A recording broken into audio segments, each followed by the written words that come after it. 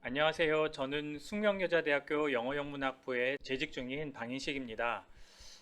저는 이번과 다음에 걸쳐서 미국 자서전 만화에 대해서 같이 생각해 보려고 하는데요. 오늘은 첫 시간이어서 제목에서 보시는 것처럼 미국 자서전 만화 읽기, 홈통 사이로 펼쳐진 과거들이라는 주제로 여러분과 함께 생각해 보고자 합니다. 조금 더 구체적으로 이렇게 저는 오늘 강의를 나눠봤는데요. 처음으로 만화 장르 속에서 본 자서전 만화, 그리고 자서전 만화 정의해보기, 세 번째로 자서전 만화의 특징, 그리고 케이스 스터디 같이 좀 생각을 해서 구체적인 만화 작품을 하나 꺼내놓으면 좋을 것 같아서 마지막으로 우리 딴 얘기 좀 하면 안 돼? 라는 작품으로 같이 읽어보면서 자서전 만화라는 양식 안에서 미국 만화를 좀 생각해 보도록 하겠습니다. 자, 처음으로 그 장르 속에서 본 자서전 만화를 보기 전에 여러분들 대다수가 어렸을 적부터 만화를 많이 보셨을 거라고 생각하고 또 많이 보시지 않았어도 만화라는 이 매체에 대해서 굉장히 많이 익숙하실 거라고 생각이 들기는 하지만 그래도 우리 같이 한번 만화의 역사에 대해서 짧게 생각을 하고 미국 만화로 들어가면 좋을 것 같습니다. 예, 만화는 여러분이 이 화면에서 보시는 것처럼 연속적으로 배치된 그림 이야기입니다. 그래서 만화는 칸 안에 보통 그림이 있고 그리고 그 그림 옆에 등장인물들이 말을 하는 경우나 생각을 할 경우에는 말풍선이라는 게 붙잖아요. 그리고 이 만화를 그리는 사람이나 아니면 만화 속에서 이야기하는 이 화자의 입장이 들어갈 때는 위에 네모난 박스로 보통 캡션 혹은 영화적 기법으로 보이스 오버라고 하는데 그런 언어와 그림이 함께 엮어져서 이야기가 전개되잖아요. 그러나 이제 만화의 학자들은 공이 이렇게 그림과 글 중에서 도대체 어떤 게 더 중요한가라고 논의를 해봤을 때 결론적으로는 역시 그림이다. 다시 말하면 그림이 연속해서 배치되었을 때 그 사이에 홈통을 지나면서 이야기가 전개된다라고 이야기를 하기 때문에 여기서 보는 정의처럼 연속적으로 배치된 그림 이야기를 우리는 보통 만화라고 정의를 합니다. 그러면 이제 만화와 비슷한 다시 말하면 이미지를 사용한 다른 어떤 뭐 매체라든가 장르를 같이 한번 생각해 보면 좋을 것 같은데요. 예를 들어서 이런 그림책을 보시면 굉장히 다양한 뭐 예술가들과 다양한 글을 쓰는 작가들이 참여해서 보통 이런 그림책들이 나오는데 그러면 그림책과 만화는 어떻게 다를까 우리 궁금하실 것 같아서 근데 이 답은 이미 그림책이라는 이름에서 나온 것 같아요. 왜냐하면 여기서 보는 것처럼 영어로 보실 때 picture book 혹은 한글로 봤을 때 그림책이라는 것에서 아시는 것처럼 방점은 책에 있습니다. 그림에 있는 것이 아니고 그렇기 때문에 이야기를 진행하는 그 구심점에는 글이지 그림이 아닙니다. 그림은 이야기를 조금 더 주로 어린이 독자들이 잘 이해할 수 있도록 글 옆에 보조적으로 작동하는 것이 그림이기 때문에 만화와 어떤 매체적인 특징에서 좀 다르겠죠. 그 다음에 우리가 이제 또 주로 이제 청소년 소설이나 청소년 문학에서 많이 볼 수 있는 이런 사파 형식 혹은 신문이나 잡지에서도 이런 형식을 많이 보잖아요. 저는 이거를 허클베리 핀이라는 소설책에서 가져왔는데 여기에서 보면 이제 헉과 짐이 이 조그만 보트를 타고 미시시피 강을 내려가는 장면이에요. 근데 이제 가면서 어떤 캐빈 조그만 집 안에서 죽은 사람이 있는 걸 보는 장면인데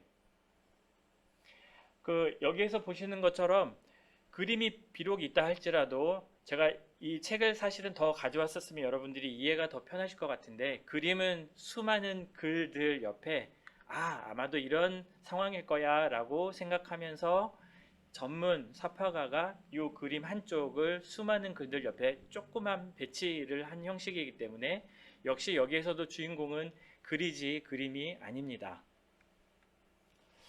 그러면 카툰이라는 형식이 있는데 이런 질문도 하실 것 같아요. 왜냐하면 신문을 보시면 우리는 만화를 그림이 최소한 2개 이상이 있어서 그 사이에 홈통을 따라서 독자들이 적극적으로 참여를 해서 홈통 속에 이야기를 집어넣어서 이야기가 진행이 되는데, 그림 한 칸짜리 이런 거는 만화일까요? 아닐까요? 라고 궁금해 하실 수도 있을 것 같아요.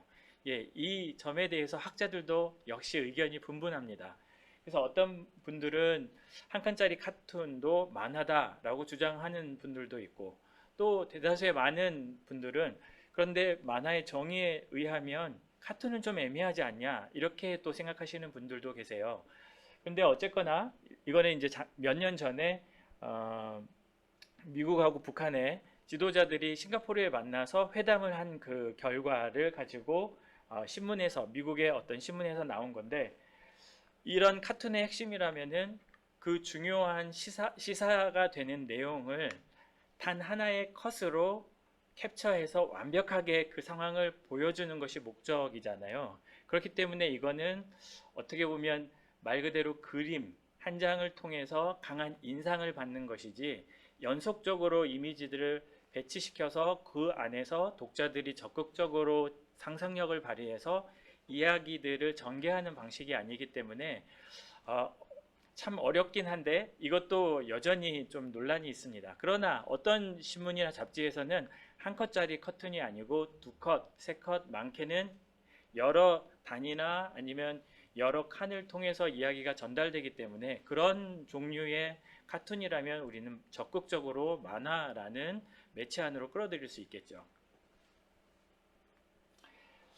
그리고 아까 이제 이야기는 하지 않았지만, 애니메이션은 그러면 어떻게 될까요? 라고 하는데, 그 애니메이션은 기술 자체가 다르기 때문에 그거는 영화의 한 장르로 구분을 하지 만화라는 매체 안으로 우리가 끌어올 수는 없습니다.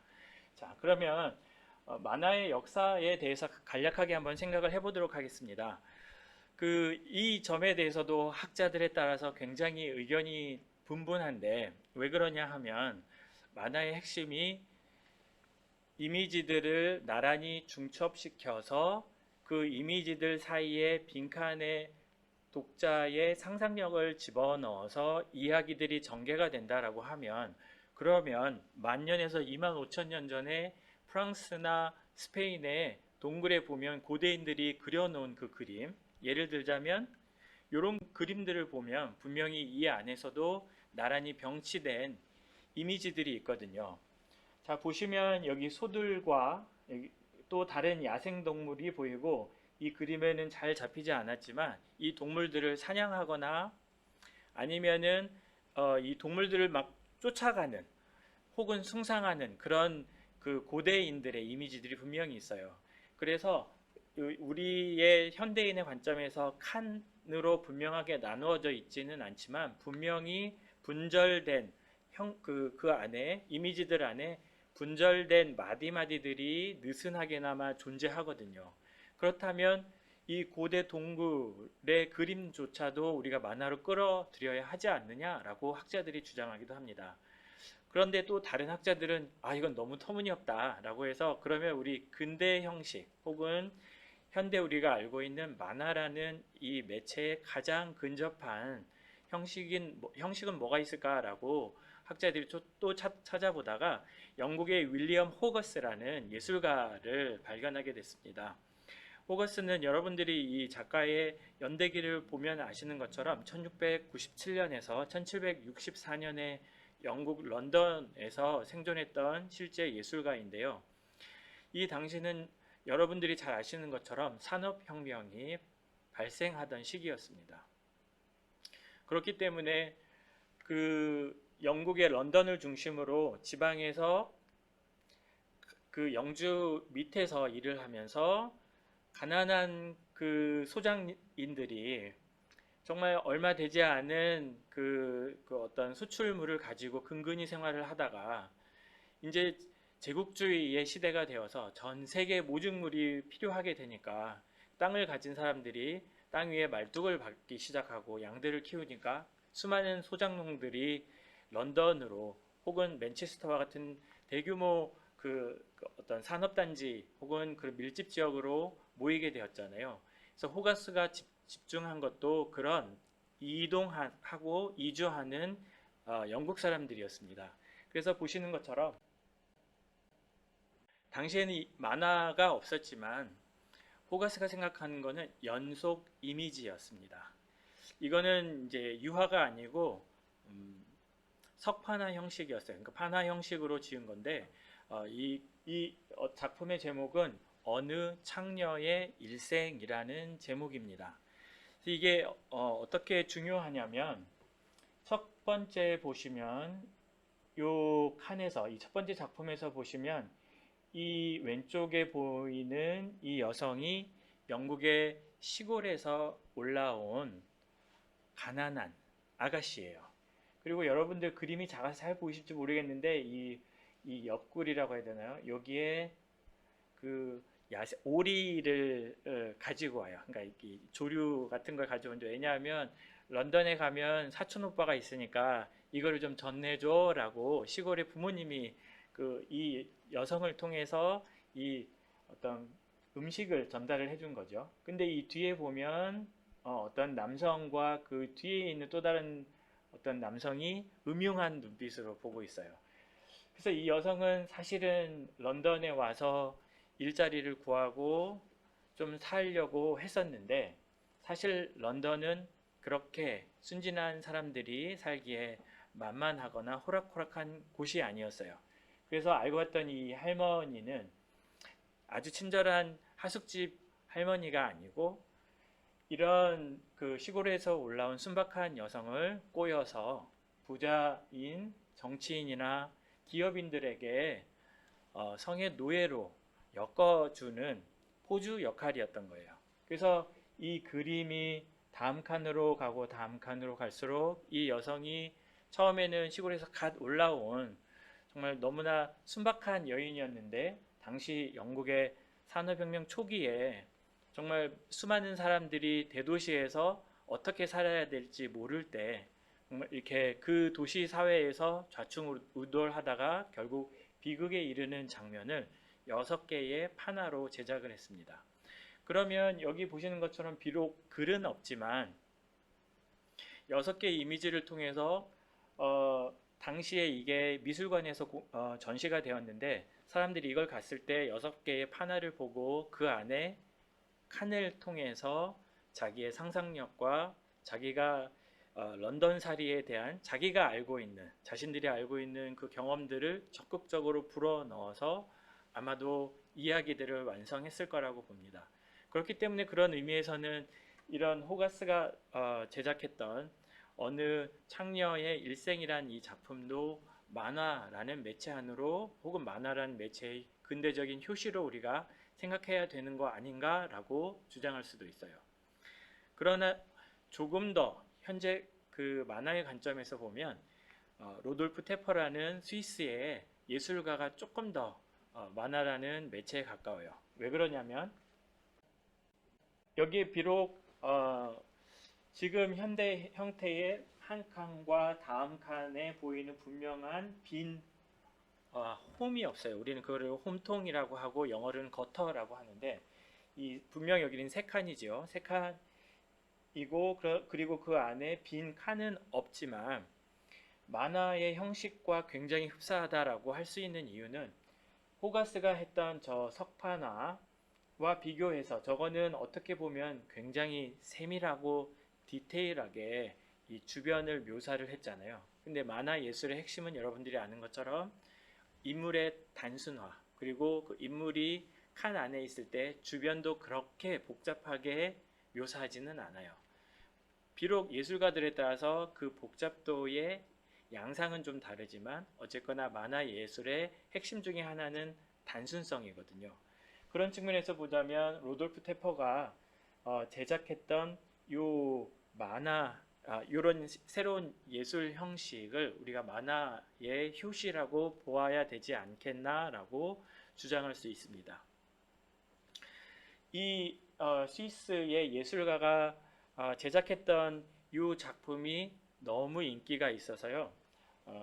이게 유럽에서만 인기를 끈 것이 아니고 영어로 번역이 되어서 19세기 말에, 그러니까 1800년도 후반기에 미국에 엄청난 인기를 끌게 됩니다. 그리고 그게 재판이 되고 때로는 해적판으로도 다시 이게 출판이 되고 이렇게 해서 미국의 초기에 만화라는 새로운 매체가 탄생하고 굉장히 많이 보급이 되는데 막대한 영향을 끼칩니다. 그러면서 1890년대에 드디어 이런 형식의 만화가 등장하게 됩니다. 자, 여기에서 여러분들이 보실 거는 이 제목에서 보는 것처럼 옐로우 키드가 요런 만화 시리즈의 어떤 주인공인데, 자, 누가 옐로우 키드냐면 혹시 아시겠어요? 수많은 아이들이 일단 보이잖아요. 자, 제가 지금부터 짓겠습니다. 포인트로 보시면 여기에 있습니다. 예. 이 빡빡머리를 한 조그만 그 잠옷 바람으로 길거리를 걸어 다니면서 항상 웃고 있어요. 이 아이는. 이 아이가 옐로우 키드인데, 이 만화의 특징이라고 하면 요즘 만화는 만화에서 주인공이 말을 할 때 말풍선 안에서 이야기가 전개가 되거나 아니면 위에 네모 반듯한 캡션이라는 칸 안에서 전개가 되는 반면에 옐로우 키드는 옷 자체가 말풍선의 역할을 했어요. 그리고 이 만화가 중요한 역사적으로 혹은 민속학적으로 중요한 이유 중에 하나가 뭐냐면 1800년대에 미국이 유럽에 비해서는 뒤늦게 산업화가 진행이 되었지만 엄청난 속도로 산업화가 진행이 되면서 그 노동력을 감당했던 게 남북전쟁 이후에 흑인들과 더불어서 유럽, 특히 이전에는 영국에서 이민을 많이 갔다면 아일랜드와 그다음에 서유럽과 북유럽, 심지어 동유럽에서도 수많은 사람들이 이민을 갔거든요. 그 이민자들이 미국의 새로운 삶을 찾아보고자 이민을 했는데 미국에 당장 도착을 해서 예를 들면 보스턴이나 뉴욕 같은 대도시에 정착을 해서 그들은 때로는 언어가 다르고 문화가 달랐기 때문에 먹고 살기 위해서 이 신대륙에서 부모들이 다 낮에는 8시간 심지어 10시간이 넘는 시간 동안에 노동에 엄청나게 많은 시간을 투자를 했겠죠. 그러면 결국 방치되는 집안에서 방치되는 그 대상들은 아동들이었겠죠. 그래서 여러분들이 이 만화에서 보는 것처럼 수많은 아이들, 그래서 여기 보면 흑인 아이도 있고 대부분은 이 이민자 출신의 어린아이도 보이지만 간혹 여기서 보이면 중국인처럼 보이죠. 예. 예. 그래서 1850년대에 서부 쪽에 대륙 횡단철도를 건설하느라 중국이나 다른 아시아 국가에서도 노동자들이 대규모 이동을 했거든요. 그래서 그들의 후손인 것처럼 보이는 어린아이들도 보이게 됩니다. 그래서 초기에는 이런 옐로우 키드나 아니면 카젠제머나 이런 만화들이 엄청나게 인기를 끌자 미국의 그 출판사에서 아이디어를 냈어요. 이거를 신문 안에서만 놔서 신문 독자를 끌어들이는 거에는 1차적인 수익을 얻을 수 있지만 이거를 어떻게 하면 2차적인 수익으로 연결시킬 수 있을까 고민을 하다가 결국 그들이 생각해 놓은 것은 일주일 내내 나오는 이런 카툰들을 모아서 잡지를 만들어 보자. 그러니까 어떻게 보면 이거는 새로운 형태의 만화가 아니라 이미 출판이 된 그 신문에 출판이 된 그런 카툰들을 모아다가 다시 찍어내는 형식으로 만화 잡지가 등장하게 됩니다. 그게 1900년도부터 1930년대까지 엄청난 형태로 잡지가 발행이 되고요. 그래서 그 잡지, 만화 잡지가 1930년대가 되면 미국에서 모두 발행되는 모든 그 잡지의 3분의 1 이상이 만화 잡지일 정도로 이런 만화, 초기에 이 만화가 굉장히 유행하게 됩니다. 자, 그러면 이제 20세기 초기 혹은 초기와 중기를 걸쳐서 만화 장르가 어떻게 발생이 됐는지 한번 생각해 보고 이런 다양한 이 장르 사이에서 우리가 자서전 만화라는 장르를 어떤 식으로 우리가 서로 엮어가면서 우리가 고민을 해볼지 같이 보도록 하겠습니다. 여러분들이 이 화면에서 보는 것처럼 만화에는 수많은 장르들이 있습니다. 그리고 제가 일부를 여기에 열거를 했지만 사실은 수많은 이미 장르들이 등장했다 사라졌고 또 앞으로 우리의 생각이 다양한 방식으로 발전하게 되면서 새로운 장르들이 다시 들어오게 되겠죠. 장르는 그렇기 때문에 고정된 것이 아니고 끊임없이 이동하고 등장하고 진화하고 소멸합니다. 먼저 호러 장르부터 한번 보겠습니다. 이제 지금은 이제 장르를 소개를 하기 때문에 주로 표지만 보여드릴 건데요. 지금은 이제 미라가 보이죠. 그래서 여기서는 이제 미라인데 다른 호러 장르에서는 묘지에서 튀어나온 프랑켄슈타인 이미지도 있는 거고 마녀 형태도 있을 거고 그 다음에 살이 다 썩어 문드러져서 해골 바가지가 보이는 그런 굉장히 기괴하고 아주 어떻게 보면 이렇게 설명하기가 굉장히 이렇게 역겨울 정도로 이상한 형태의 이미지들이 호러라는 장르 안에서 만화들이 막 나오기 시작해요. 근데 이 만화의 장르를 설명할 때 특히 미국 안에서 제가 설명을 드리는 겁니다. 그래서 미국의 만화 장르를 우리가 설명을 할 때 반드시 같이 염두에 두어야 될 것이 펄프 픽션이라는 장르입니다. 왜냐하면 아까 다시 미국의 1850년대 이후에 이민 상황을 설명을 드리자면 대다수의 그 유럽에서 온 이민자들이 미국의 북동부 도시에 정착을 했을 때 그들이 비록 노동시간이 엄청나게 많아서 굉장히 피곤했을지언정 그들에게도 문화는 필요했겠죠. 그리고 영어가 모국어가 아니었던 유럽의 그 이주민들에게 영어를 배울 수단이 필요했어요. 그래서 그들을 위해서 아주 고급 형태, 다시 말하면 글이 빡빡하고 줄거리의 구도가 복잡한 본격 문학인 혹은 본격 소설 대신에 굉장히 값싼 종이, 그거를 펄프라고 해요. 여러분들 혹시 집에 이런 책 한 권 정도 있을 것 같은데 책이 크지 않고 한 요만한 정도인데 종이가 굉장히 두껍고 거칠어요. 그래서 여기까지 읽었어 라고 한 번 반을 접었는데 폈더니 종이가 뜯어질 것 같은 그런 종이 있죠. 그런 종이를 펄프라고 하는데 그런 종류의 종이를 써서 값싸게 출판했던 그 대중 소설을 우리는 펄프 픽션이라고 그래요. 그래서 그런 소설들을 읽고 그나마 유럽에서 이주한 이민자들이 문화적인 갈증을 좀 해소하고 영어를 좀 더 쉽게 배울 수 있었다고 그래요. 그런데 이제 펄프 픽션을 왜 제가 언급을 하냐면 이 장르 안에서 이미 제가 이 화면에서 언급하는 호러, 범죄 수사, 우스운 동물, 슈퍼히어로, 서부 SF, 그 다음에 10대 유머, 로맨스, 그 역사교육, 전쟁, 언더그라운드는 빼고 조금 이따가 설명하겠습니다. 이런 수많은 장르들이 충분히 많이 발전되어 있었어요.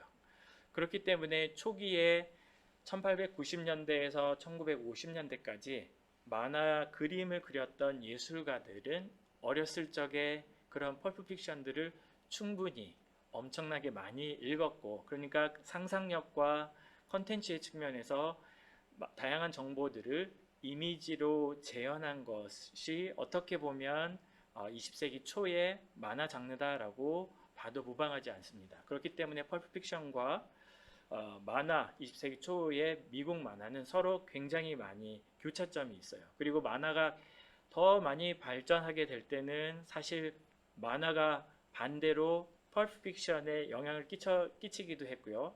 또 만화가 인접 장르는 아니지만 다른 매체인 영화나 20세기 중반 이후엔 TV 시리즈까지 각색이 되면서 서로서로 대중문화들이 영향을 주고 받았습니다. 자, 그래서 이런 호러 장르들이 있었고요. 다음에 보시면 범죄 수사물도 있었는데 이 범죄 수사물은 우리가 주목해 봐야 될 점 중에 하나가 이런 호러 장르 같은 경우는 아까 말씀드렸던 펄픽션에서 중요한 소재들을 많이 빌려왔지만 범죄물은 학자들이 찾아보니까 실제 20세기 초반, 19세기 후반에 수많은 사람들이 그 대도시로 밀집이 되었으니 얼마나 많은 범죄들이 있었겠어요. 그래서 실제 그 신문에서 그 소개가 되었던 범죄 사건들이 만화 안으로 끌어들여 왔다고 합니다. 그리고 이게 왜 이제 문제가 되냐면 호러 장르와 더불어서 이 범죄 호러 장르가 20세기 중반, 그러니까 1950년대, 60년대가 되니까 만화가 너무나 많은 어린이들한테 영향을 끼치는 건 자명한 사실이고, 그런데 부모들이 볼 때 표지에서 여러분들이 보시는 것처럼 너무 잔인한 거예요. 그러니까 우리 아이들은 이런 잔인한 거를 보면 안 돼라고 해서 보수적인 어떤 단체를 중심으로 미국에서 대대적인 만화 화형식을 거행합니다. 그래서 미국의 수많은 주와 수많은 군과 도시와 또 도서관을 중심으로 이런 잔인하게 묘사된 만화들을 모아놓고 어린이들을 다 주변에 서게 한 다음에 불을 붙이는 만화 화형식이 진행이 되거든요. 메카시즘과 같이 진행이 되기 때문에 그래서 이 범죄물이라는 장르도 미국의 만화를 우리가 설명할 때 중요하게 거론할 수 있는 부분입니다. 세 번째로는 우스운 동물들. 이거는 아마 뭐 그 애니메이션으로 디즈니 만화 1920년, 30년, 40년, 50년, 뭐 60년에 제작이 되었던 여러분들 어렸을 적에 보았음직한 수많은 만화들의 상상력과 그 원작의 대부분이 사실은 이런 우스운 동물, 영어로는 funny animals라고 하는데요. 이런 장르에 또 있었고요. 그 다음에 이제 슈퍼맨이 또 슈퍼히어로를 언급할 때 이게 하나의 이제 장르로서 우리가 설명을 해야 되는데, 미국 만화 하면 사실은 슈퍼히어로잖아요. 그죠? 그게 대표적으로 우리가 생각을 하는 건데, 이 슈퍼히어로물은 1930년대 초에 미국의 어느 만화 출판사에서 잡지 형태로 발간이 된 이후에 무려 거의 100년이 되도록 슈퍼맨 시리즈가 아직까지 나오고 있습니다. 근데 이 슈퍼맨이 슈퍼히어로를 대표하는 인물로 우리가 설명을 하기 때문에 이게 중요하기도 하지만, 이 슈퍼맨이 왜 미국 만화 역사에서 중요하냐면, 이 전까지는 제가 아까 설명을 드렸던 것처럼 만화의 대부분이 신문에서 주간에 발행이 됐던 카툰들을 모아서 어떻게 보면 재탕하는 형식으로 모았다면, 1930년대 초반에 등장한 이 슈퍼맨부터 처음으로 만화라는 잡지를 위해서 작가가 그림을 그리고 연재를 시작한 작품이기 때문에 슈퍼맨이 굉장히 중요한 역할을 합니다. 근데 너무 애석한 거는 뭐냐면, 이 슈퍼맨을 초기에 처음 슈퍼맨을 제작했던 그 예술가는 제가 알기로는 오하이오주의 고등학생이었어요. 그래서 한 명은 그림을 그리고 한 명은 글을 썼는데, 당시 유럽에서 이들이 유태인들의 이민자 출신의 유태인들이었거든요. 근데 당시 여러분들이 아는 것처럼 유럽에서는 1, 2차 세계대전에서 수많은 유태인들이 굉장히 많이 학살을 당하고 수많은 고통을 당했기 때문에, 그거에 대한, 우리가 지금 비록 미국에 있지만 우리의 동포들이 유럽에서 고통을 당한다라고 해서, 근데 우린 너무 어리잖아, 우리가 뭘 할 수 있을까라는 수많은 어떤 고민들이 만들어낸 어떤 집결물이 슈퍼맨이라고 보시면 돼요. 왜냐하면 이 슈퍼맨 시리즈의 이 줄거리 내용이 그렇잖아요. 외부에서 왔고 어리지만 나중에 크면서 보통 사람들보다 엄청 힘이 세서 약한 사람들을 구해주는, 그러니까 미국에서 그러니까 유럽에서 이주한 미국에 크는 유태인들이, 특히 이 어린이들이 그들의 마음속에서 내가 비록 힘은 어리지만 커서 정말 힘이 약하고 또는 도움이 필요한 사람들에게 내가 해주고 싶다라는 수많은 욕망들과 열망에 불을 지피는 작품이 되었겠죠. 근데 이 작품이 이 미국의 이 출판사에 제가 알기로 $200도 되지 않게 저작권을 팔아버리고 말았어요. 그 뒤에 한 푼도 받지 못했대요. 너무 안타깝죠. 그 다음에 또 이야기를 해보고 싶은 게 뭐냐면, 그 펄프 픽션이 그 미국에서 그 수많은 다른 장르들과 함께 그 발전이 될 때 서부극이 또 중요한 부분 중에 하나였었거든요. 미국의 역사는 북미라는 미국의 대륙에서 동북부의 초기 정착자들이 남쪽과 서쪽으로 대륙의 경계선을 끊임없이 확장하던 게 미국의 역사인데, 그렇기 때문에 거기에서 나온 게 서부 장르였었잖아요. 그게 소설로도 나오고 펄픽션에도 나오고, 그렇기 때문에 만화에도 웨스턴 장르가 나오는 건 놀라운 사실이 아니었어요. 그리고 SF물이 이미 1890년대부터 펄픽션의 중요한 장르 중에 하나였고, 그게 고스란히 20세기 초에 미국 만화 장르의 또 중요한 뼈대로 차지하게 됩니다. 근데 흥미로운 점은 초기에는 주로 만화를 소비하던 계층이 백인, 남성, 어린이들이었었거든요. 그런데 이 만화들을 뭐 집에 예를 들어서 그 어린이가 남자 어린이가 만화 잡지책을 가지고 실컷 읽다가 집에 놨다고 가정을 해봅시다. 그러면 그거는 남자 어린이만 읽었을까요? 아마 그렇지는 않았을 것 같아요. 같이 크던 뭐 여동생이나 누나도 읽었을 것이고, 그렇기 때문에 아이들이라면 그 상상력을 자극하는 데는 만화책만은 사실은 매체가 없었을 거 아니에요. 그렇기 때문에 만화를 좋아하는 이 우리 그러니까 여성 독자, 어린 여성 독자들을 위한 장르도 필요하다라는 것을 출판사가 이미 눈치를 채고 있었습니다. 그렇기 때문에 보는 것처럼 로맨스 장르, 10대 유머 장르들이 등장하게 되고, 여기는 다른 장르들과는 다르게 주 독자층이 여성들이었어요. 그리고 나서 여기에 일일이 열거하지는 않았지만, 보시는 것처럼 1950년에서 53년 동안 한국에서 전쟁이 벌어질 때 미군들이 많이 참전하게 됐잖아요. 그래서 이런 역사물 혹은 전쟁물도 만화의 중요한 장르였었고요. 그 다음에 교육용으로도 만화들이 제작이 되었었고,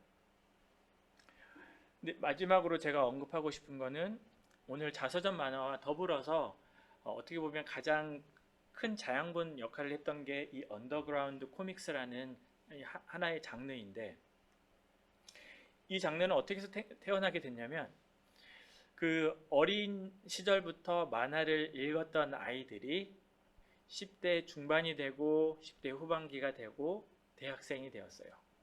그들이 몸은 컸지만 여전히 만화에 대한 향수와 만화로부터 얻었던 수많은 자양분은 고스란히 남아 있었겠죠. 그러던 차에 1차 세계대전이 지나고 2차 세계대전이 지나고, 특히 1950년대, 60년대가 되면서 60년대 초중반에 이르러서 미국의 민권 운동이 벌어지게 됐고, 1960년대 후반에서 70년대, 80년대까지 베트남 전쟁이 벌어지게 되면서 미국 사회에서 이전에는 전쟁이 굉장히 모든 국민이라면 참여해야 되고 의롭고 옳다라고 생각을 했다면, 이제는 더 이상 그렇지 않다라는 것을 깨닫게 됐어요. 그러니 대학생들이 가만히 있지 않았겠죠. 그래서 기성 세대들이 가지고 있는 모순, 종교적인 모순, 정치적인 모순, 또 문화적이나 성적인 모순, 여러 가지 모순들을 자기들이 익숙한 만화라는 매체를 사용해서 재현하기 시작했어요.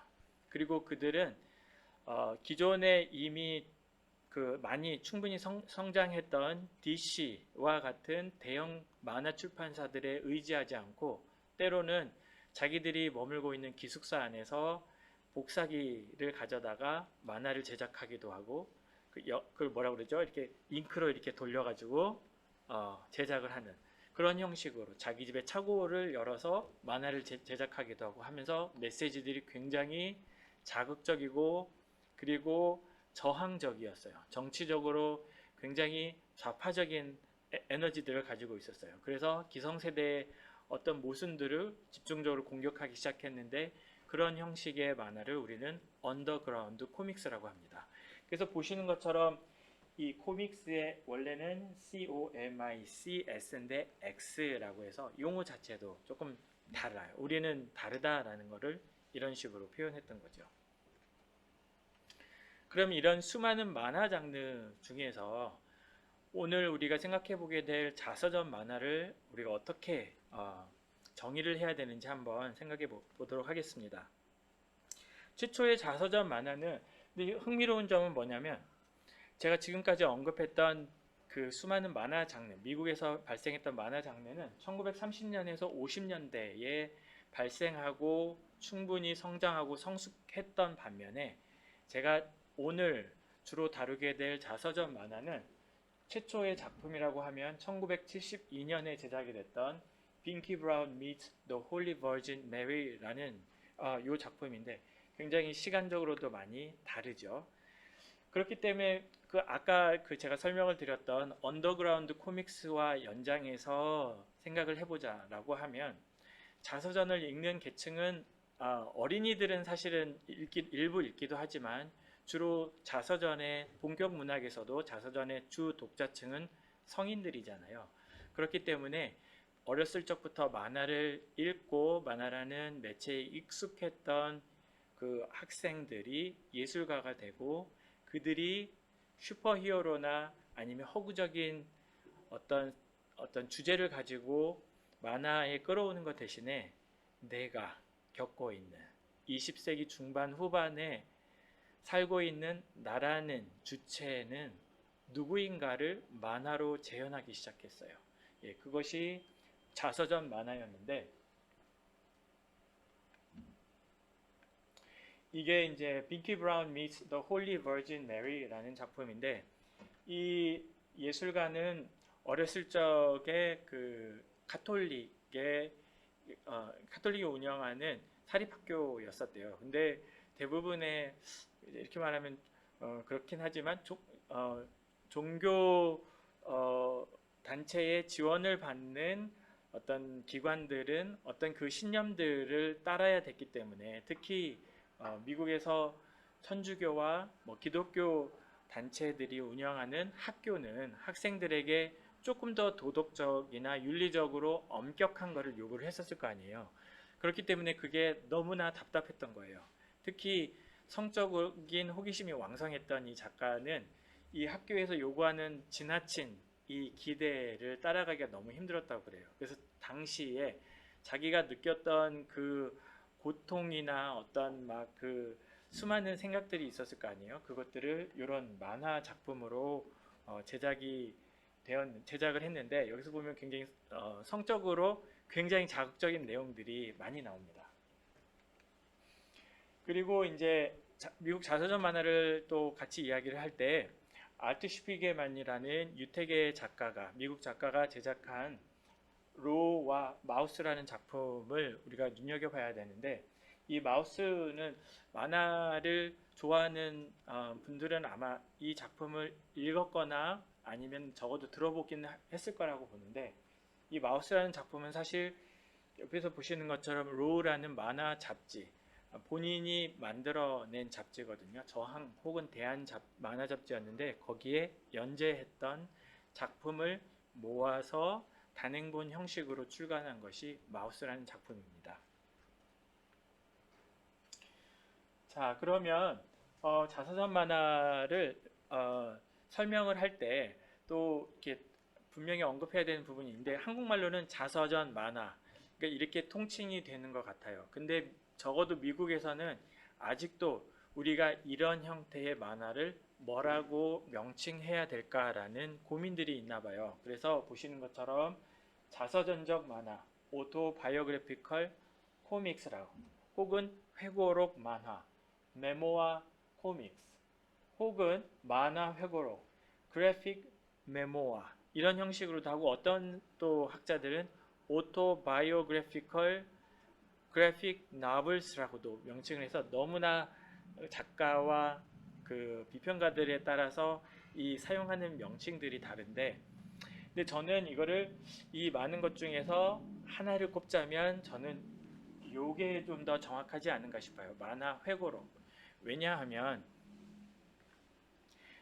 자서전에는 수많은 장르들이 있거든요. 하부 장르들이 또 있는데 흔히 우리가 말하는 자서전이라고 하면 한 개인이 자기 일생에서 벌어진 일을 어렸을 적부터 지금까지 있었던, 다시 말하면 인생의 전부를 끌어서 그거를 어떻게 재현한 작품을 우리는 자서전이라고 하거든요. 그렇기 때문에 보통 자서전은 우리가 그 본격 출판으로 해도 굉장히 두꺼워요.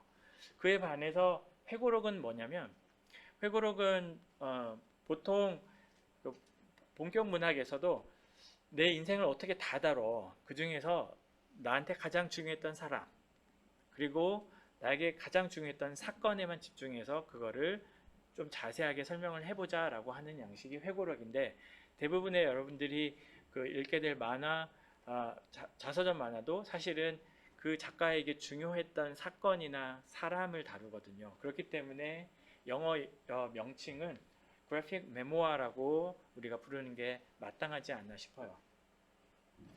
그래서 오토바이오그래피 플러스 코믹스인데, 이 용어를 보시면 오토 플러스 바이오 플러스 그래피 플러스 코믹스 이렇게 나눌 수 있잖아요. 이게 원어로 따져보면 오토는 셀프의 뜻이래요. 자기. 그 다음에 바이오는 인생이겠죠. 삶. 그리고 그래피는 기록하는 거. 코믹스는 만화 말 그대로. 그러니까 자기의 삶을 기록하는 매체라고 하기 때문에 오토바이오그래피컬 코믹스. 그러나 우리가 대체로 보는 거는 전체를 다루거나 그런 게 아니라 일부분을 다루기 때문에 영어 명칭은 그래픽 메모어가 맞지 않나, 저는 그렇게 봅니다. 자, 조금만 더 자세하게 이야기를 하면, 자서전하고 만화에서는 그 어떤 규약이 있어요. 그러니까 그 어떤 계약 같은 형태가 있는데, 자서전을 보자면 우리가 보통 자서전을 읽을 때는 소설과는 다르게 자서전을 읽는다고 하면 그 자서전에 있는 모든 내용들은 그 자서전을 썼던 작가의 삶을 투명하게 썼을 거다라는 믿음을 가지고 있잖아요. 그 믿음을 우리는 규약이라고 한다면, 만화도 마찬가지예요. 아까 만화 예술의 핵심은 한 칸과 다음 칸 사이의 빈 칸을 독자가 적극적으로 참여해서 이야기를 이끌어 가잖아요. 근데 만약에 작가가 자기가 그림을 그려서 만화로 제작을 했는데 독자가 빈 칸을 열심히 읽어가면서 상상력을 발휘해서 이야기를 전개해 간다라는 믿음이 없다면 만화라는 매체는 사실은 발전하기 어렵겠죠. 그렇기 때문에 만화를 제작하는 예술가와 독자 사이에도 이런 규약이 있는 거죠. 근데 자서전 만화가 왜 독특한가 한번 생각해 보도록 하겠습니다. 자서전 만화는 보시는 것처럼 매체적인 아이러니가 첫 번째 특징일 것 같아요. 어떤 아이러니냐? 예를 들어서 이 만화에서 보시면 이 작가는 로즈 체스트라는 그 만화가인데, 이 만화가가 이 작품에서 90세가 넘은 동갑내기 부모님들이 어떻게 병이 들고 돌아가시는지, 그 처절한 그 인생의 마지막 단계를, 너무 슬프잖아요. 근데 이 그림에서 보시는 것처럼 너무 우리가 생각하면 좀 흔히 가지고 있는 만화에 대한 인식이 재밌다, 우습다라는 그 이미지잖아요. 그 재밌고 웃을 것 같은 만화라는 매체를 사용해서 인생의 질병이나 고통이나 죽음이라는 심각한 주제를 다뤄야 되니까 이런 매체적인 아이러니가 있어요.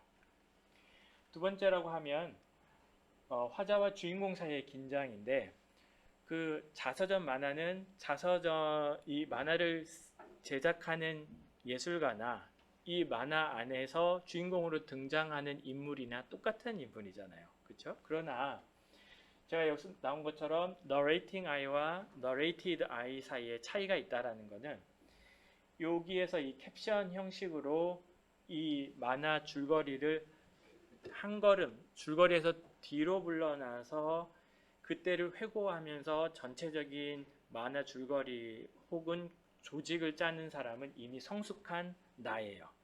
그런데 이 안에서 이게 주인공이거든요. 이 어린이로 당시로 겪었을 때는 이 전체적으로 이거를 회고하는 내가 있을 거라고는 상상은 하지만 도대체 어떤 형식인지는 모를 거란 말이에요. 왜냐하면 이 어린 자아는 그때만 아는 자아니까. 그렇기 때문에 성숙한 자아와 그때 현재만 살고 있는 자아 사이에 어떤 모종의 차이 혹은 어떤 갈등 같은 게 분명히 존재해요. 세 번째는 현재와 과거 사이에 있는 이중적인 시공간입니다.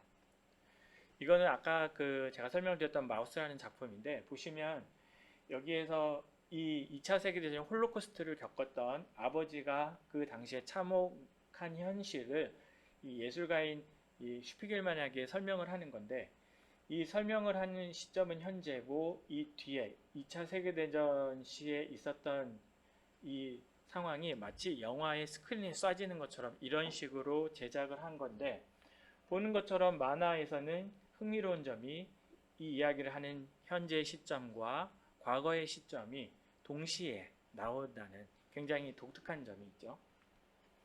그 다음에 자기 재현의 정치학이라는 측면에서 이 마우스라는 작품의 독특한 점은 뭐냐면, 인종에 따라서 이 인물을 다르게 설정을 해요. 그래서 유대인은 쥐, 그 다음에 독일인은 고양이, 그 다음에 폴란드인은 돼지로 설정을 하거든요. 그래서 이게 이제 아버지인데, 아버지가 실제로는 유태인이기 때문에 쥐인데 폴란드인인 것처럼 해야 되니까 폴란드인으로 대표되는 돼지 가면을 쓰고 있는 거예요. 예. 그렇기 때문에 자기를 어떤 식으로 묘사를 할까, 이거는 아트 슈피겔만 뿐만 아니라 모든 자서전 작가들이 고민하고 있는 지점이에요.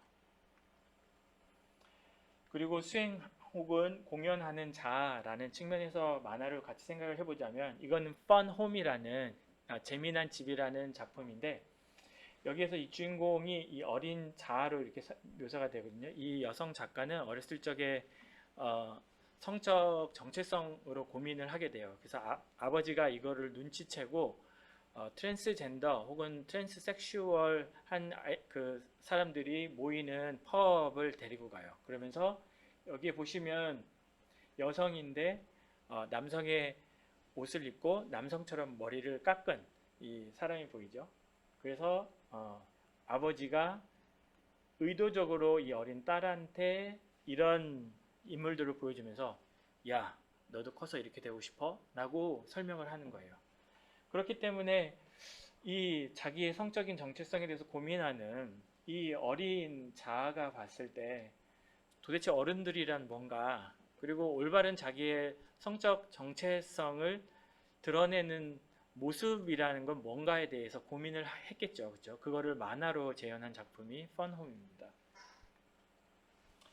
그리고 자기의 경험을 재현을 할 때 이거를 어떤 식으로 표현을 할까도 굉장히 중요한데, 저는 여러 가지 중에서 시선, 게이즈, 시선과 작업이라는 이 두 가지 용어를 가지고 예를 좀 들어서 설명을 하고 싶어요.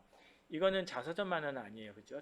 배트맨이라는 작품이지만 그 영화 분석의 용어로 보자면 이거는 로우 앵글로 제작이 된 거거든요. 다시 말해서 등장인물이 이거를 보는 관객인 나의 입장에서 봤을 때 나는 밑에 있고 등장인물은 위에 있어요. 이런 종류의 앵글, 각도를 사용하게 되면 등장인물들이 나보다 더 이거를 보고 있는 관객이나 독자보다 더 크게 보이고, 그렇기 때문에 독자인 나는 압도되는 느낌을 받거든요.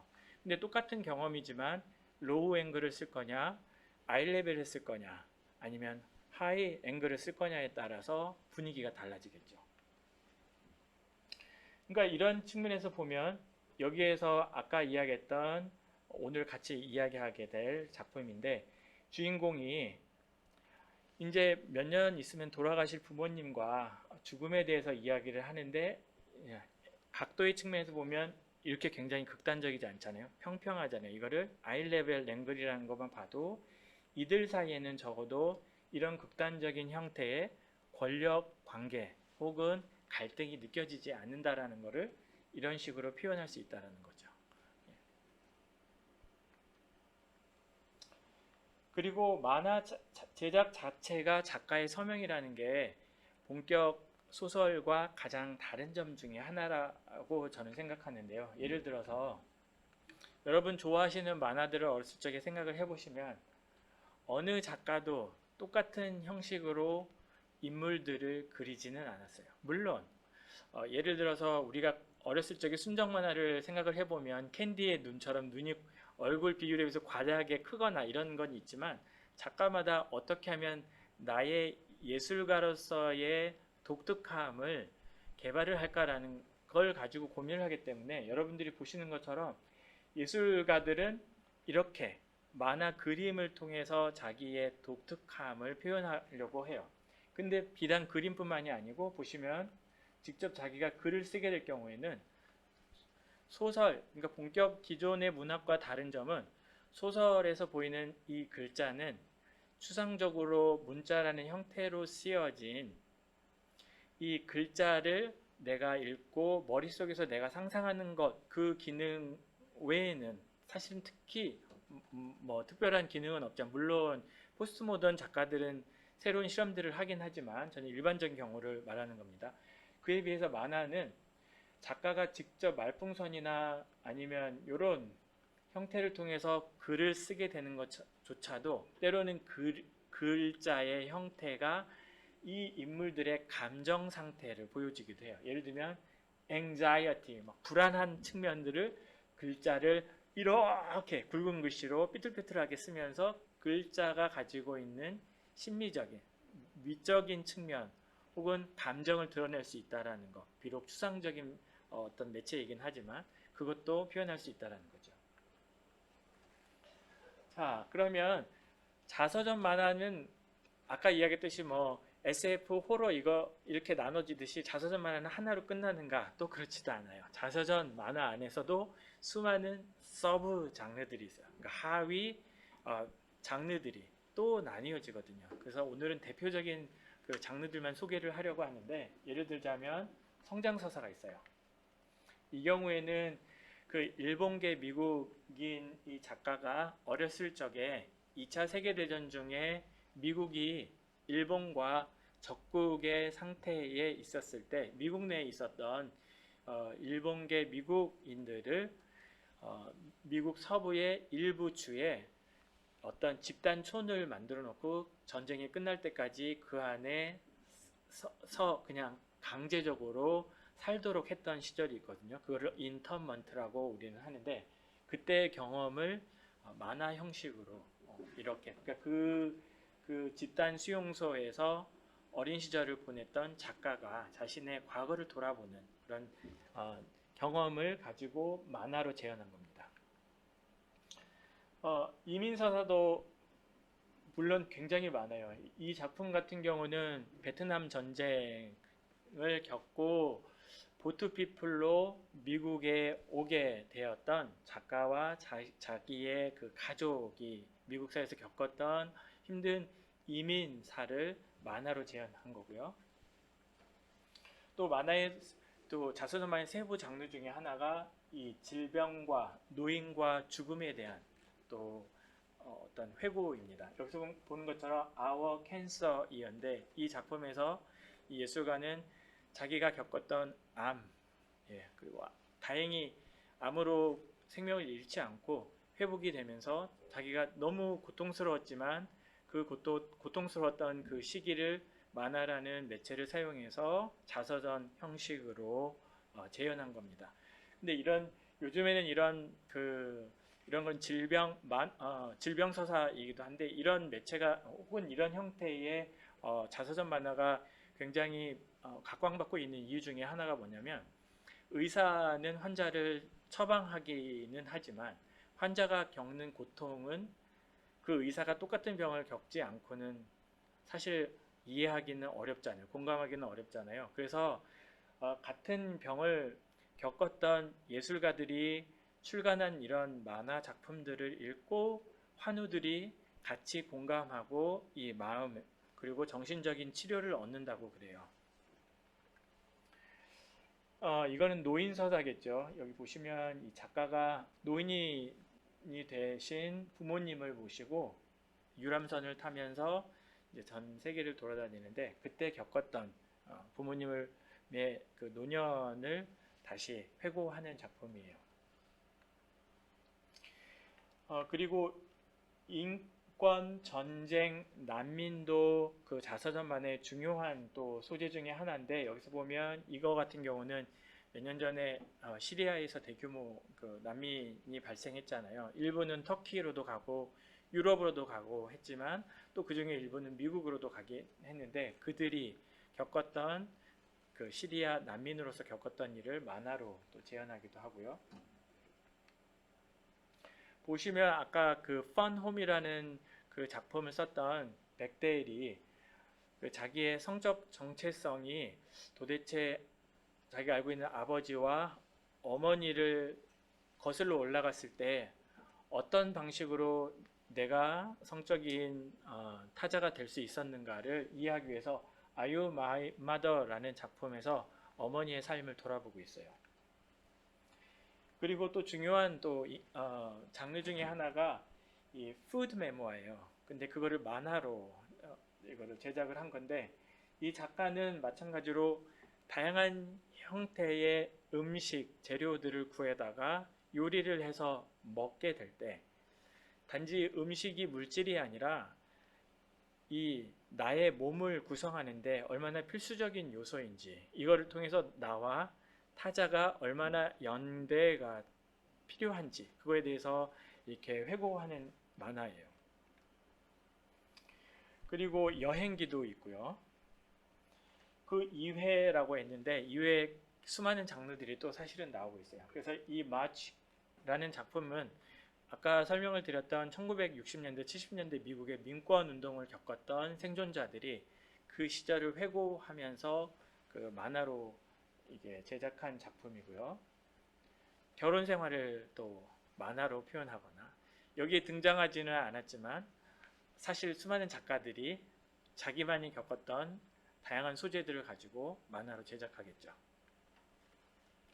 그래서 이게 사실 대표적인 만화, 자서전 만화 작품이라고 하는데, 이게 2016년인가 제가 17년에 그 얻은 소스인데, 사실 매년 연말마다 미국 굴지의 출판사에서 올해의 자서전 만화는 하면서 리스트를 또 추가해가고 추가하기 때문에 이거는 정말 극히 일부 중에 일부이지만 그래도 중요한 작품이다라고 말을 할 수 있습니다.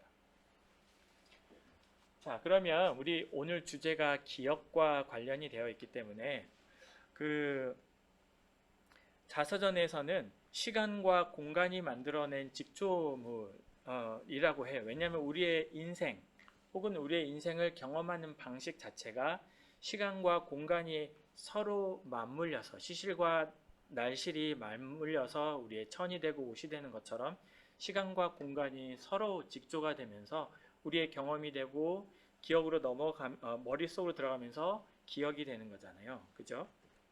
그런데 제가 편린이 역기어라고 표현을 해봤는데, 왜냐하면 우리의 기억이라는 거는 현재, 과거, 미래처럼 하나의 화살이 아니잖아요.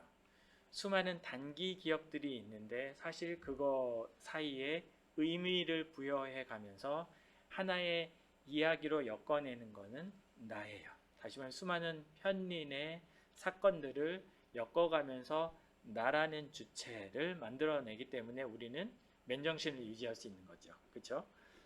그런데 이 자서전 만화에서는 도대체 누가 주권이 있는가? 그거를 영어로 에이전시라고 하는데 이게 굉장히 중요한 문제예요. 근데 이건 자서전 만화뿐만 아니라 문학과 다른 예술 매체에서도 중요한 게, 예를 들어서 그 탈식민의 작가 중에 학자 중에 스피박이 이야기했던 누가 타자의 목소리를 재현할 수 있는가, 타자의 경험을 재현할 수 있는가라는 문제를 했을 때 없다라는 거거든요, 사실은. 그렇기 때문에 내가 나의 목소리로 나의 경험을 이야기하는 게 굉장히 중요한 문제예요. 그리고 기억의 정치학, 다시 말하면 내가 겪었던 수많은 경험 중에 어떤 건 만화 서사로 끌어들여 오기에 적당하고 어떤 거는 버려도 되는 거고, 어떤 건 끌어들여 왔는데 이걸 조금 더 확대하거나 축소하거나 왜곡하거나 다양한 측면들이 있겠죠. 그렇기 때문에 기억에도 정치학이 작동이 됩니다. 그리고 사적인 역사와 공적인 역사도 중요한 이유는 예를 들어서 민권운동 1960, 70년대 겪었던 민권운동을 예로 들자면 역사책에 나오는 미국 역사책에 나오는 그 민권 운동이라는 공적인 역사가 있을 테고 그거를 겪었던 당시에 한 어린인데 예를 들어서 에이시안이라고 생각을 해보세요. 미국 남부의 에이시안이에요. 그런데 민권운동의 초기는 흑과 백의 갈등이었지 에이시안이라는 제3의 인종이 끼어들지는 않았거든요. 초기에는 적어도. 그렇기 때문에 공적인 역사와 그 공적인 역사를 겪었던 에이시안이라는 어린 아이가 겪는 사적인 역사는 기억은 조금 다를 수가 있어요. 그렇죠? 그렇기 때문에 예를 들어서 그 에이시안 어린이가 커서 자기가 민권운동을 회고하게 될 때 역사책에 나오는 공적인 역사를 자기가 직접 겪었던 사적인 경험과 맞물려서 작동을 시키려고 할 때 어떤 일이 일어날지 굉장히 궁금하지 않으세요?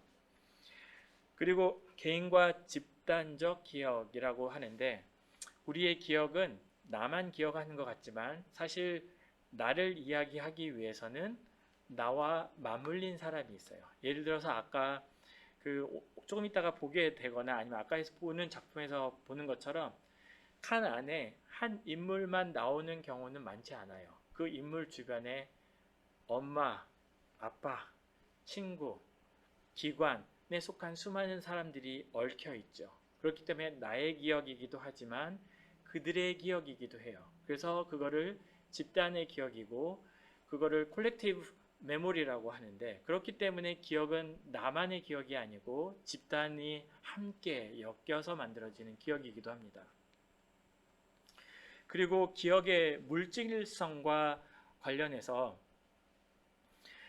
우리는 기억을 하게 될 때 예를 들어서 이 가을 하면 저는 그 감을 되게 좋아하는데 감이라는 달콤하고 빨갛고 물렁물렁한 그 물질을 생각을 하겠죠. 예를 들면 내가 5년 전에 먹었던 감, 5년 전에 있었던 가을이라고 한다면 그때 밟았던 땅이라든가 먹었던 감이라든가 혹은 감나무와 같은 물질이 반드시 연루되기 마련이겠죠. 자, 이제 만화를 본격적으로 들어가기 전에 용어를 좀 설명을 하고 싶은데 제가 이거를 어떤 블로그에서 얻어왔어요. 나중에 인용을 따로 해놨는데 친절하게 설명을 했고 대부분은 여러분들이 잘 아실 것 같아요. 좀 말풍선이나 대사나 컷이나 윤곽선 캐릭터 같은 경우. 근데 여기 외에도 단이라는 용어 여러분 만화 좋아하는 분들은 다 아실 것 같은데 이건 네 단이죠. 왜냐하면 하나, 둘, 셋, 넷. 예. 페이지를 기준으로 밑으로 내려가는 게 단이라는 개념이고 인캡슐레이션은 뭐냐면 작가가 만약에 이 소녀가 활짝 웃고 있는 이 장면을 그리고 싶다 할지라도 머릿속에는 이 칸에다가 이 이미지를 어떻게 할까라는 수많은 아이디어들이 있을 거예요. 그 중에서 후보자 중에서 최종적으로 요거를 선택했다면 수많은 아이디어 중에서 요거 하나를 골라서 그려내는 과정을 인캡슐레이션이라고 합니다. 펼침판은 뭐냐면 보시는 것처럼 보통은 칸이 여러 개이나 때로 한 장면이 너무 중요할 경우는 예술가들이 페이지 하나 혹은 두 개 전체를 통틀어서 하나의 장면을 묘사할 때가 있어요. 그거를 펼침판이라고 하고요. 그 다음에 언어는 디젝틱과 넌 디젝틱. 다시 말하면 이야기 속에서 벌어지는 장면과 그 이야기를 회상하는 그 그림을 그리는 사람이 쓰는 말이 있어요. 그거를 우리는 캡션 혹은 영화의 용어를 빌리자면 보이스 오버라고 하는데 그거를 non-diegetic language라고 해요. 예, 완결은 보시는 것처럼 이게 그림이 작아서 보이진 않겠지만 이 그림에서 이 이제 작가가 만화의 특징을 설명을 하고 있어요. 그래서 이 깜깜한데 내가 이 문을 반을 놓고 이렇게 있으면 여러분은 반만 보이지만 자동적으로 독자인 여러분은 나머지 반도 있다고 생각할 거 아닙니까? 라는 장면이에요. 그거를 완결이라고 그래요. 왜냐하면 독자인 우리는 가려진 것들, 그게 대표적인 게 홈이겠죠. 그 비어있는 거를 내 상상력을 동원해서 이야기, 남은 부족한 부분을 채워 넣는 작업을 클로저라고 합니다. 자, 그러면 본격적으로 작품 이제 한 샘플로 우리 보게 될 건데요. 자, 보시면 우리 딴 얘기 좀 하면 안 돼? 라고 하는데 아까 설명했던 것처럼 작가가 90이 넘은 노모들이 병들고 그다음에 요양원에 들어가시고 사망하게 되는 장면 그 기간을 너무 고통스러운 기간이죠. 근데 우스꽝스러울 것 같은 만화로 재현하는 건데 제목에서 본 부모의 성격과 노년 말하기라고 하는데 요 장면이 그거거든요. 부모님들이 90이 넘도록 두 분이서 고집스럽게 사는 거예요. 아무 도움도 받지 않고. 그런데 작가가 볼 때 이제는 요양원에 들어가셔야 되는데 남의 도움을 받아야 되는데 라고 하면서 여기서 보면 이거 앞으로 어떻게 할 건지 좀 생각해 보셨어요? 라고 하는데 부모님이 다 아는데도 이렇게 못 알아듣는 것처럼 막 이야기를 하시는 거예요. 막 하다가 결국 집에 돌아가요. 그리고 나서 각자 또 안심하는 거죠. 적어도 나는 이야기는 해봤어. 부모님들은 그거 굉장히 고통스러운데 딸한테 민망해서 그 얘기를 어떻게 해? 라고 하면서 둘 다 안심하는 장면인데 그래서 딸이 너무 압박을 하니까 부모님이 우리 좀 딴 얘기하면 안 돼? 라고 하는 그 말이 제목이 되었어요. 그래서 Can we talk about something more pleasant? 입니다. 그래서 8년 동안 있었던 일을 부모님의 사망한 때까지를 만화로 재현을 했기 때문에 아버지가 돌아가시던 장면을 정확하게 묘사하기 위해서 만화뿐만 아니라 이런 찍었던 사진이나 혹은 엄마가 썼던 당시 아프셨을 때 썼던 시 같은 것도 적극적으로 이 작품 안에 들어와요. 사망하셨을 때 어머니의 모습을 이렇게 묘사를 합니다. 그리고 이제 만화 작품을 이야기를 할 때 이 작품의 특이한 점 중에 하나는 서사의 경계가 애매하다는 거예요.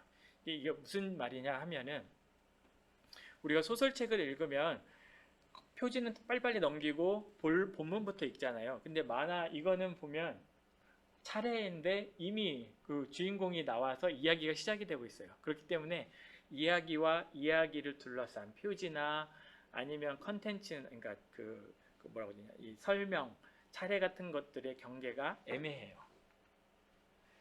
그리고 그 만화 자서전만의 특징, 또 기억의 특징 중에 하나가 뭐냐면 수많은 사건들이 있는데 그거를 무엇은 집어넣고 무엇은 뺄까라는 고민들이 많겠죠. 편린들을 엮어서 만화로 재현한 작품이기 때문에 그때의 상황을 이런 식으로 표현을 했습니다.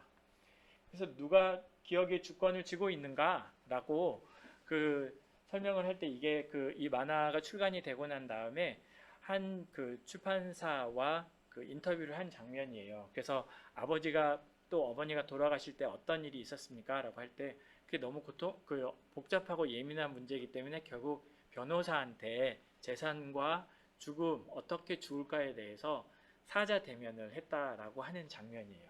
근데 결국 어떻게 보면 죽음은 부모님의 죽음이지 작가의 죽음은 아니잖아요.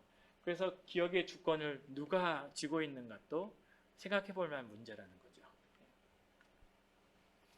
그리고 기억의 정치학, 어떤 종류의 기억이 중요하고 사소한가. 이 장면은 뭐냐면 이 작품에서 부모님이 이제 돌아가실 때가 됐구나 라고 느끼는 첫 지점이 뭐냐면 집안에 먼지가 쌓였는데 먼지의 종류가 다르더라 라는 그 시작부터 이야기하거든요. 왜냐하면 우리가 뭐 이틀, 3일 혹은 일주일에 한 번씩 청소를 하면 먼지를 손으로 이렇게 하면 먼지가 이만큼 끼잖아요. 근데 그게 한 달이 되고 두 달이 되고 6개월이 되면 먼지의 종류가 조금 다르겠죠.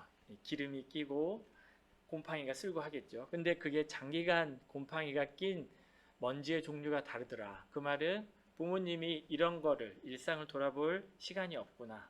그래서 누군가의 도움이 필요하다라는 첫 지점을 그라임이라는 먼지를 가지고 시작을 합니다. 그리고 사적인 역사와 공적인 역사의 측면에서 보면 이 작가가 부모님이 얼마나 힘드셨는지 그 이야기를 하면서 부모님이 겪었던 2차 세계대전과 또 19세기 말 부모님의 또 부모님이셨던 뭐 예를 들면 증조 고조 할머니 할아버지가 유럽에서 겪었던 일들을 같이 부모님과 자기의 일을 같이 엮어서 이야기를 해요. 그렇기 때문에 사적인 역사와 공적인 역사가 같이 맞물려 들어갑니다. 그리고 개인과 집단의 기억이라고 할 때 이 장면은 뭐냐면 아버지가 어머니를 굉장히 많이 의지를 하거든요. 근데 이 작품에서 어머니가 먼저 다치세요. 그래서 병원에 입원하시는데 그걸 듣고 아버지가 너무 충격을 받아서 치매에 걸리세요. 그래서 똑같은 질문을 하루에 한 20번을 하시는 거예요. 치매 환자들이 보통 그러거든요. 그래서 아버지는 엄마 어디 갔어? 그래서 엄마 아파서 병원 갔는데요. 그럼 그 얘기를 듣고 깜짝 놀라는 거를 하루에 20번을 놀라는 거예요. 그래서 이 당시의 기억은 작가의 기억이기도 하지만 아버지가 겪었던 하루에 20번씩 그 고통을 겪어야 했던 치매 환자가 겪어야 했던 그 트라우마의 기억과 맞물려 들어가겠죠. 그리고 기억의 물질성과 관련해서 보시면 이 작가의 특징 중에 하나가 만화를 자세히 보시면 마치 이렇게 꼭 만지고 싶어요. 여기에 이 그림의 색깔을 덧칠을 하거든요. 그래서 마치 여기 실제 소파가 있는 것처럼 느껴지기도 하고 이 작품 중간에 보면 부모님들이 이주하기 전에 아파트를 얼마나 짐들을 쌓아 놓으셨는지를 이런 식으로 보여주거든요. 그러니까 작품을 보면 물질과 이 줄거리가 엮일 수밖에 없다라는 것을 이런 식으로 설명하고 있습니다. 네, 그래서 오늘 그 사용했던 이미지들을 모아놓은 것이고요. 다음 시간에는 그 블랭킷이라는 작품을 가지고 이 자서전 만화라는 양식 안에서 조금 더 꼼꼼하게 읽어보도록 하겠습니다. 수고하셨습니다.